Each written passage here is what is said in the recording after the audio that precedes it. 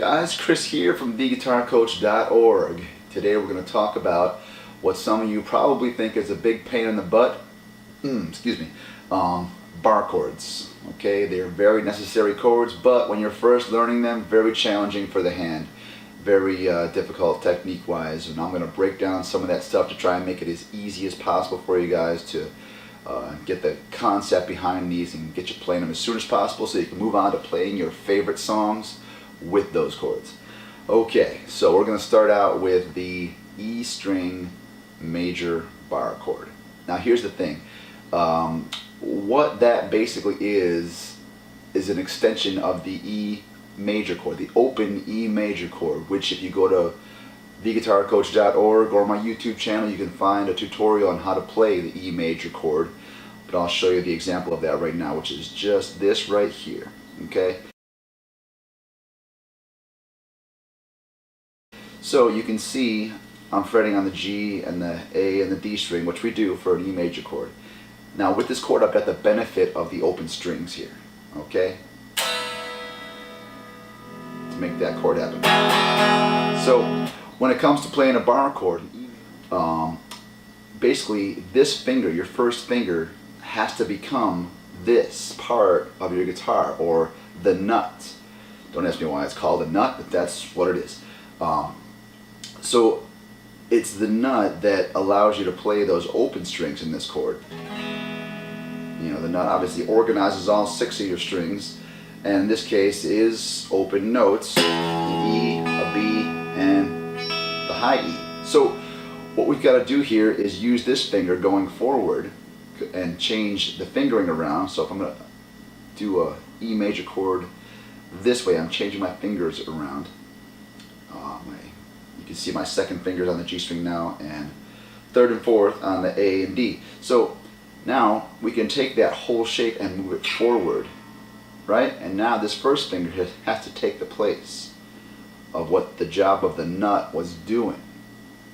So your first finger now has to fret the low E string, the high E string, and also the B string. Okay?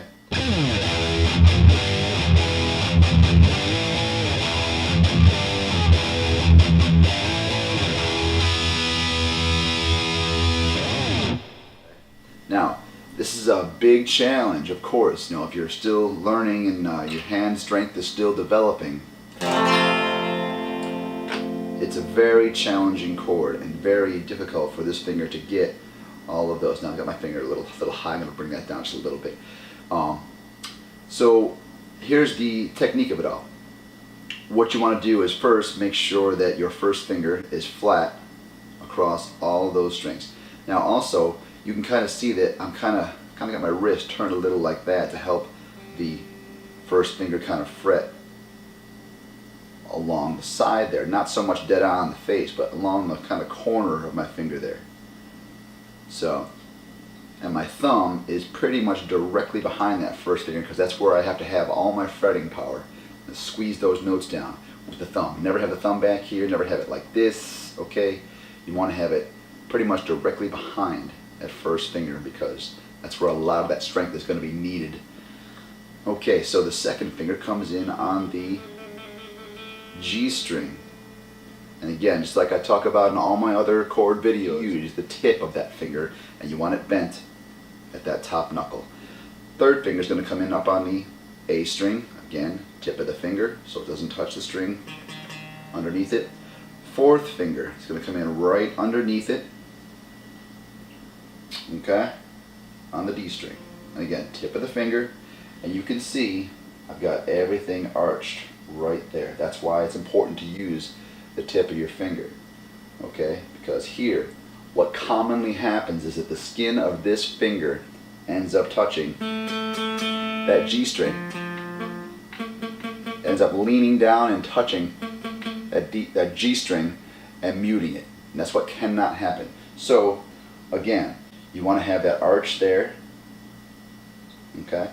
Now, if you're having trouble with that, use your whole arm to help you out. Drop your shoulder, bring your elbow in. That's going to help that wrist get over a little bit and help these fingers kind of arch around. Okay?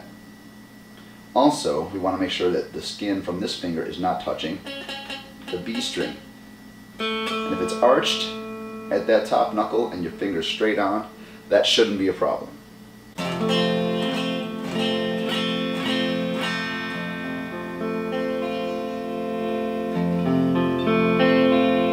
Every note nice and clean and clear. Now, the whole idea behind barre chords, the best thing about them is that the shape is movable. So, up and down the E string. And again, that's the root note. Lowest or dominant note is the root note. So if you're savvy with the notes and you can see I'm on the 6th fret, then you know right now that I'm playing an A sharp major chord. Okay, major because it's happy sounding. A sharp because that's the lowest note or dominant note. A sharp major chord. But this barre chord shape, this same shape allows you to play any major chord you need to up and down that E string. Okay? Now, cool thing about that shape is that you can bring it down a string.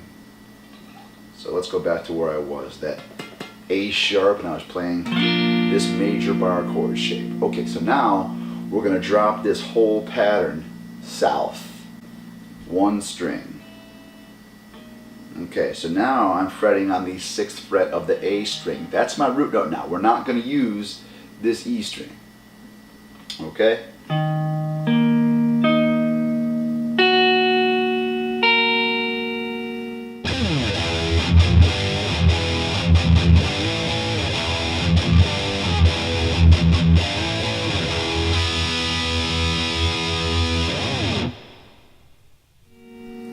And that 6th fret on your A string is a D sharp. And you can hear now, you can hear a sad sound. So this is a minor chord.